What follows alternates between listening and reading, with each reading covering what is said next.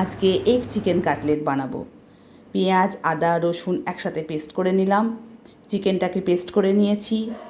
তার সাথে দিলাম কাঁচা লঙ্কা কুচি, নুন, হলুদ, গোলমরিচের গুঁড়ো, একটুখানি গরম মশলা গুঁড়ো এবং তন্দুরি মশলা, টমেটো সস। দেখুন গোল করে নিয়ে এরপর একটা বাটিতে ডিম, নুন এবং গোলমরিচ গুঁড়ো দিয়ে গুলে নিয়েছি। ব্রেড ক্রাম্বসের সাথে চিকেন কাটলেটকে বানিয়ে নিলাম। এরপর ভেজে নেওয়ার পালা। দেখুন তেল দিয়েছি এবং আস্তে আস্তে করে এটাকে আমরা ভেজে নিচ্ছি। মনে রাখবেন ভেতরে চিকেন আছে, সেই কারণে একটু সময় নিয়ে আমাদের ভাজতে হবে। পুরো কাটলেটটাকে আমরা একটু সময় নিয়ে ভালো করে ভেজে নেব।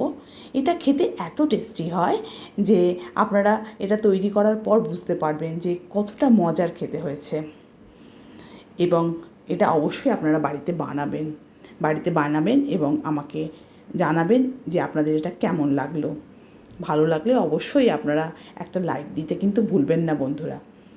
দেখুন এটা সময় নিয়ে আমরা আস্তে আস্তে করে ভেজে নিচ্ছি, একটু লালচে করে ভালো করে ভেজে নেব।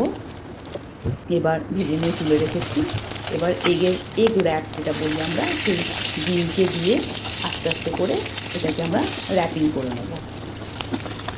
পুরো ডিমটিকে কিন্তু আমরা এটা দেব না, আমরা একটু হাতে করে ছড়িয়ে নিয়ে তারপর কাটলেটকে মাঝখানে বসিয়ে চারপাশ থেকে র্যাপ করে নেব। আপনাদের বোঝার সুবিধার জন্য আমি আরেকটা করে নিচ্ছি। দেখুন আরেকটা কাটলেটকে দিয়ে আমি এটাকে করছি।